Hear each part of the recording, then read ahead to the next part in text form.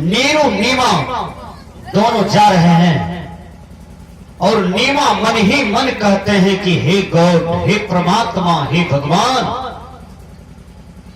मेरा शादी का 10 वर्ष हो गया, 15 वर्ष हो गया, लेकिन मुझे एक भी बालक प्राप्त नहीं हुआ है। अंदर अंदर नीमा प्रभु से विनती कर रहे थे कि हे प्रभु, कम से कम एक लाल का भी तो आंख दिखा दीजिए। इस बीच में नीमा बहुत प्रयास किया, लेकिन एक भी सखा संतान की प्राप्ति नहीं हुई।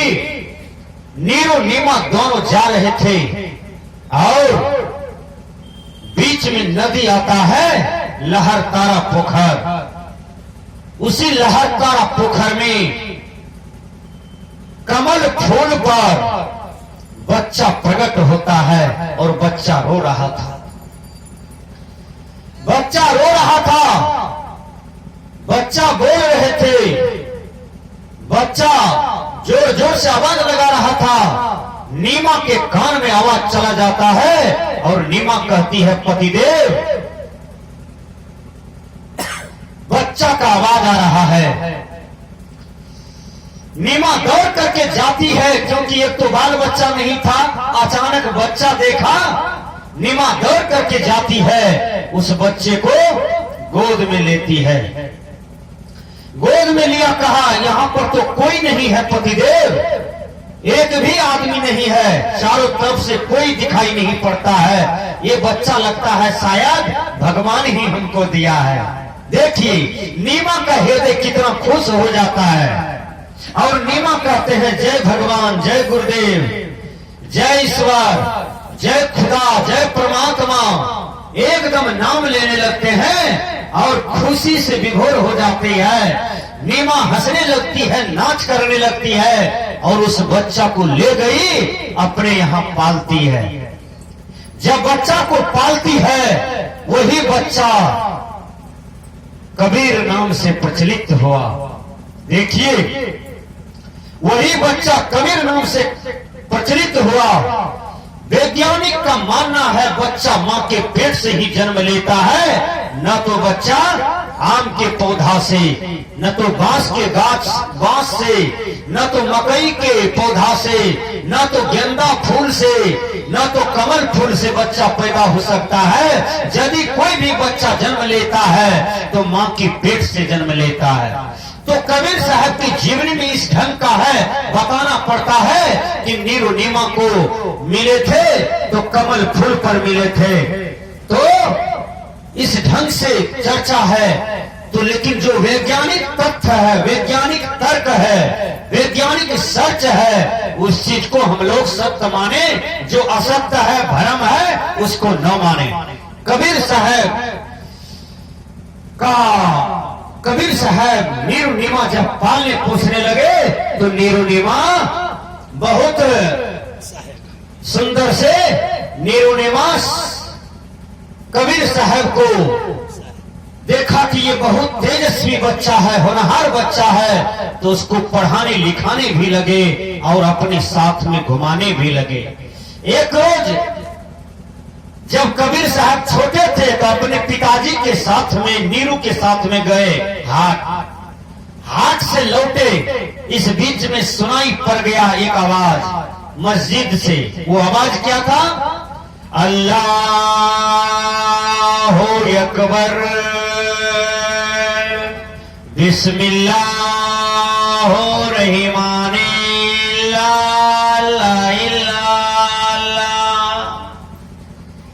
सदगुरु कबीर तो बहुत छोटे थे। कबीर साहब जी कहते हैं, पिताजी ये आवाज कहां से आ रहा है? तो पिताजी कहते हैं, ये आवाज मस्जिद से आ रहा है बेटा। तो कबीर साहब जी पूछते हैं, अरे ये मस्जिद में हल्ला क्यों हो रहा है पिताजी? ये मस्जिद में कौन है जो हल्ला हो रहा है? कहा, बेटा हल्ला नहीं हो रहा है, ये मुसलमान लोग जो है ना, अपना भगवान को नाम ले रहा है, अपना भगवान को नाम भज रहा है। कहा, वो भगवान कहाँ रहता है? वो भगवान क्या होता है? वो खुदा क्या होता है? कहा, बेटा ये खुदा जो होता है ना, ये सृष्टि का मालिक है, भगवान है, जो हमारी शक्ति से, आपके शक्ति से सर्वोपरि शक्ति है, उसी का नाम ये संसार के लोग लेता है। हिंदू भगवान भगवान कहते हैं और मुसलमान खुदा खुदा कहते हैं। इसलिए बेटा, ये मुसलमान लोग मस्जिद में खुदा को भज रहे हैं, खुदा को याद कर रहे हैं। बेटा, तू भी अपने जीवन का कल्याण चाहता है तो तू भी खुदा का नाम लो, तू भी खुदा का नाम लो। कबीर साहब कहते हैं कि मैं खुदा का नाम लूंगा, क्या खुदा मेरे पास चले आएंगे? अच्छा लीजिए पिताजी, मैं खुदा का 5 बार नाम लेता हूँ। 5 बार नाम लिया, खुदा नहीं आए। कबीर साहब ने कहा मैं रूठ जाता हूँ खुदा से, खुदा क्यों नहीं आया? जब नाम लेने से खुदा आ सकता है, नाम लेने से भगवान आ सकता है, नाम लेने से हरि आ सकते हैं, तो पिताजी मैं खुदा का बहुत ज्यादा नाम लूंगा और खुदा आएंगे। विचार कीजिए, लेकिन विचार करना होगा। कबीर साहब ने बहुत तर्क किया। कबीर साहब पिताजी से पूछते हैं क्या खुदा बहरा होता है जो स्पीकर लगा करके हल्ला किया जाता है तब खुदा सुनते हैं? क्या खुदा मनुष्य से दूर रहते हैं? बहुत बहुत बातें बनाने लगी, लेकिन कबीर साहब के जो पिताजी नीरू जी थे वो कोई जवाब नहीं दे पाया। बेचारा साधारण आदमी था, वो क्या जवाब देता है? विचार कीजिए। तो दोनों बाप बेटा घर आए। जब घर आए तो कबीर सोचने लगे अब मैं क्या करूं, क्योंकि बिना गुरु का ज्ञान नहीं होता है। इतना तो कम से कम अकल में आ गया था कबीर साहब जी को। ये 5-6 बरस की उम्र की बात मैं कर रहा हूं, जिस समय कबीर साहब का उम्र 5-6 बरस रहे होंगे। विचार कीजिए, उस समय कबीर साहब ने मन में लिया, मन में क्या लेता है कि बिना गुरु का ज्ञान नहीं होता है, इसलिए गुरु करना जरूरी है। अब देखिए कबीर साहब क्या किए, कहा हमको गुरु करना जरूरी है। उस समय स्वामी रामानंद का नाम प्रसिद्ध था।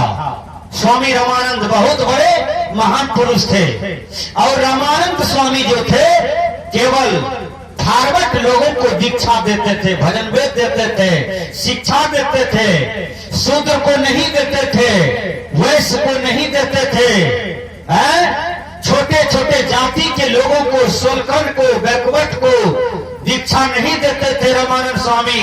अब कबीर साहब चिंता में पड़ गए कि अब क्या करें, मैं तो छोटा जात में से हूं, मैं तो जोलाहा में से हूं और मुसलमान जोलाहा में से हो, मुझे दीक्षा तो रामानंद स्वामी नहीं देंगे, वो तो जाति पाति पर रह जाएंगे और हमको छांट देगा, हम तो निगुड़े रह जाएंगे। कबीर साहब क्या किए, 3 बजे सुबह में जग करके चले गए वो नदी में स्नान करने के लिए। रामानंद स्वामी प्रतिदिन जाते थे और एक नदी बीच में पड़ती थी, उस पर बांस का चचड़ी था। कबीर साहब क्या किए, चचड़ी पर जाकर के सो गए। रामानंद स्वामी जो झटक करके जा रहे थे तो पैर का ठोकर लग गया कबीर साहब को। कबीर साहब रोने लगे, छोटा सा बच्चा था, पैर का जो चोट लगा ना तो कबीर साहब रोने लगते हैं। जब रोने लगे तो रामानंद स्वामी कहते हैं बच्चा उठो उठो, राम राम बोलो, राम राम बोलो, बच्चा उठो उठो, कष्ट से मुक्त हो जाओगे, चोट से मुक्त हो जाओगे, दुख से मुक्त हो जाओगे, राम राम बोलो, राम राम बोलो। दीक्षा तो मिल गया है, दीक्षा तो उसी समय मिल गया जब गुरु ने कह दिया राम राम बोलो। अब तो गुरु चेला का संबंध हो गया। देखिए धीरे धीरे कबीर साहब क्या किए, चले गए स्वामी रामानंद के अखाड़ा में, वहीं रहने लगे। जब स्वामी रामानंद के अखाड़ा में रहने लगे तो आप देखिए वहां पर उसका कुछ विलक्षण सा गुण था। एक एक बच्चा देखिएगा समाज में बड़ा होनहार होता है, जन्म से ही बहुत तेज होता है पढ़ने में, और पढ़ते पढ़ते एक दिन वो डीएम बन जाता है, एसपी बन जाता है, कलेक्टर बन जाता है, देश का नंबर 1 राष्ट्रपति बन जाता है, देश का नंबर 1 प्रधानमंत्री बन जाता है। देख लीजिए, एक ऐसा प्रधानमंत्री का मैंने नाम लेता हूं जिसका नाम है मौनी बाबा, जिसका नाम है मनमोहन सिंह जी। मनमोहन सिंह जी ज्यादा नहीं बोलते थे, 10 साल रहे प्रधानमंत्री हैं या तो 15 साल रहे प्रधानमंत्री मनमोहन सिंह जी, लेकिन ज्यादा बोलते नहीं थे। ज्यादा बोलने वाला नरेंद्र मोदी आज बोलते बोलते दिल्ली के दिल में बैठ गया, समुच्चा भारतीय के दिल में बैठ गया। एक बोलने की कला नरेंद्र मोदी के पास है तो बेचारा सबके दिल में बैठ गया जाकर के। नहीं बोलने की कला, मौन रहने की कला मनमोहन सिंह जी में था, वो भी सबके दिल में छप गए, वो भी सबके दिल में बस गए। तो इससे प्रमाण होता है कि नहीं बोलना भी एक बहुत बड़ी कला है, मौन रहना भी एक बहुत बड़ी कला है, और सुंदर से बोलना, सुंदर से चित्रण करना, ये भी बहुत बड़ी कला है। इसलिए सदगुरु कबीर देव बचपन से ही विलक्षण थे। जब कबीर साहब रामानंद स्वामी के आश्रम में गए तो वहां पर भोजन बनाते थे, बर्तन मांजते थे, क्यारी में काम करते थे, खेत में काम करते थे, आश्रम में बहुत सी काम करना पड़ता था स्वामी रामानंद को। और रामानंद स्वामी की जितने भी चेला था सबको काम करना पड़ता था। विचार कीजिए, सबको काम करना पड़ता था।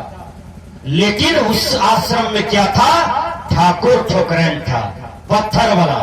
देखिए, कबीर साहब रामानंद स्वामी उसको भोग लगा करके तब भोजन पाते थे। देखिए, अभी भी है जहाँ ठकुरबाड़ी है ना, तो भोजन बनता है तो वहां पर पहले भगवान को भोग लगाया जाता है, ठाकुर ठकुरैन को, तब आपको भोजन मिलेगा। उसका नियम है, उसका नियम चाहे अच्छा हो कि गड़बड़ हो, उसका नियम अपना है, वो अपना नियम से चलते हैं, इसलिए उनका विरोध नहीं है। जो नियम है उनके लिए अच्छा है। विचार कीजिए। तो मैंने कहा कि ठाकुर ठोकरैन को भोग लगाते थे रामानंद स्वामी जी, और कबीर साहब इन चीज को विरोध करते थे। बीजक में एक जगह स्पष्ट आया है, रामानंद राम रस माते, कहीं कबीर हम कहीं कहीं खाते। बीजक में एक ही शब्द का चर्चा है रामानंद स्वामी के बारे में, एक ही जगह, केवल यही पॉइंट है बीजक में। रामानंद राम रस माते, कहे कबीर हम कहीं कहीं खाते। मतलब रामानंद स्वामी जो है पत्थर में राम को मानते हैं, ईटा में, गिट्टी में, भट्टी में, मट्टी में, पीपल गाछ में, वृक्ष में, आकाश में, यानी आत्मा राम से बाहर जो राम है उसमें रामानंद स्वामी राम को मानते हैं, भगवान को मानते हैं। कबीर साहब कहे होंगे अपने गुरु से कि रामानंद राम रस माते, कहे कबीर हम कहीं कहीं थाके, यानी हम कह के थक जाते हैं, अब बात नहीं मानता है। ये तब पत्थरे को पूजने में लगा हुआ है। हमारे गुरुदेव हैं लेकिन पत्थरे को पूजने में लगा हुआ है, ये आत्मा राम को नहीं पूजते हैं। कबीर साहब का मुख्य सिद्धांत है आत्मवादी सिद्धांत, आत्मा को परमात्मा बना देना, जीव को पीव बना देना, ये कबीर सिद्धांत है? जीव को पीव बना देना, आत्मा को परमात्मा बना देना, यही कबीर विचार है, यही कबीर साहब का मुख्य सिद्धांत भी था। विचार कीजिए। तो एक रोज क्या हुआ, सब चेला जहां तहां चले गए। रामानंद स्वामी कहते हैं मैं बीमार हूं, तो आज तुम ही ले जाओ ठाकुर ठोकरैन को स्नान करा के लाओ पोखर से, और इसको सबको पान फूल प्रसाद दो आश्रम में। कबीर साहब एक डंटा लिया, रामानंद स्वामी तो अपना रूम में थे, डंटा लिया, सब देवी देवता को कहा जल्दी उठो उठो, देखते हो लाठी, उठो जल्दी। सब देवी देवता डर के मारे उठा और कहा चलो पैदल चलो। पैदल हाँकते हाँकते ले गया पोखरी के पास, कहा कपड़ा खोल के स्नान करो। देखिए, सब ठाकुर ठोकरैन जितना भी देवी देवता था सब स्नान करने लगा कबीर साहब के डर से। डंटा जो हाथ में था कि नहीं इसका बात मानेंगे तो डंटा लगेगा, और सब स्नान किया। जब स्नान किया हुआ हो गया, कहा कपड़ा पहनो, देह पोछो, चलो अब ले गया गोसाई घर में, सबको बैठा दिया, कहा ठीक है चलो थाली मांजो, भोजन पारस करो, अपने से खाओ।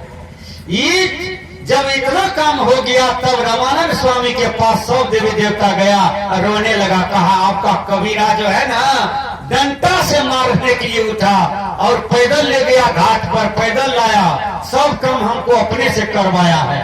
देखिए तब रामानंद स्वामी को आंख खुला, वाह मेरा चेला कितना महान है, हमसे भी ज्यादा पहुंचा हुआ है, हमसे भी ज्यादा शक्तिशाली मेरा चेला कबीर है, जो ये देवी देवता को डंडा के बल पर ले गया, पोखर पर स्नान करा के लाया। रामानंद स्वामी का ज्ञान का पट्टी खुल गया और अज्ञानता हट गया। विचार कीजिए, तो ये कबीर जीवनी में आता है। रामानंद राम रस माते कहे कबीर हम कहीं कहीं खाके।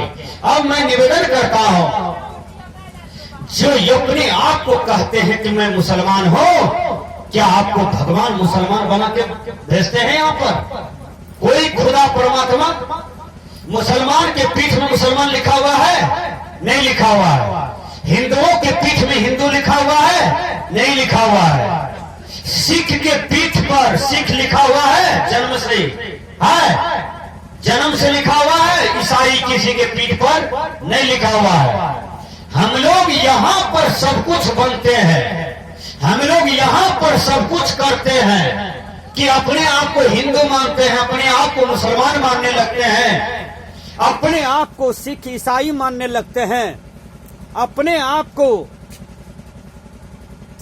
ये नाना प्रकार की जो संप्रदाय है ये सब हम लोग मानने लगते हैं। विचार करना होगा सजना, किसी के पीठ पर कोई संप्रदाय मत पंथ लिखा हुआ नहीं है, किसी के पीठ पर जातिवाद का टाइटल लिखा हुआ नहीं है। ये सब यहाँ पर बनता है, ये सब हम लोग बनाए हैं। भगवान ने जाति नहीं बनाया।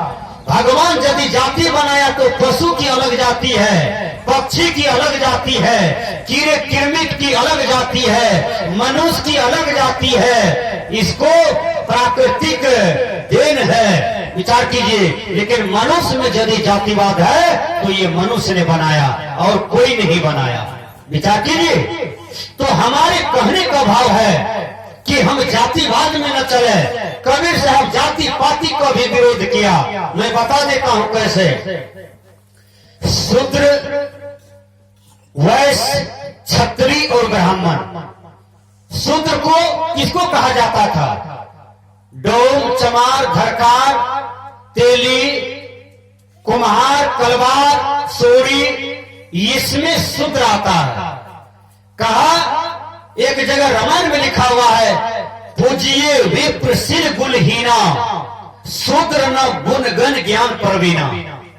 यानी शूद्र यदि गुण गण ज्ञान से प्रवीण है, अच्छा है, शूद्र यदि वैष्णव है, शूद्र यदि ध्यान साधना में कुशल है, शूद्र यदि भगवान का भक्त है, तो कहा वो अपूज्य है, वो पूजा के योग्य नहीं है। विचार कीजिए, लेकिन पूजा होना चाहिए। किसका पूजा होना चाहिए?